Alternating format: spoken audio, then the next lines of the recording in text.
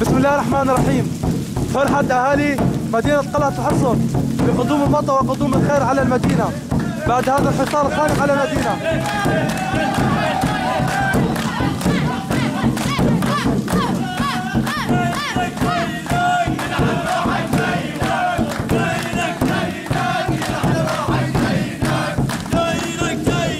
اللهم اجعل هذه الأمطار وهذه الثلوج أمطار يمن وخمر وبركة يا الله.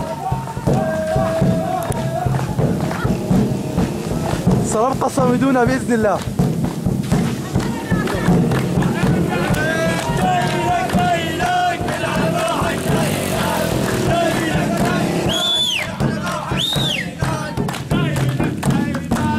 أبو علي السلام عليكم. السلام عليكم. شو تقول اليوم الشارع سعد؟ قل له إذا قطعتنا من المي، من الكهرباء، من الخبز، من كل شيء، الله كريم، الله أكرم منك، تكبير!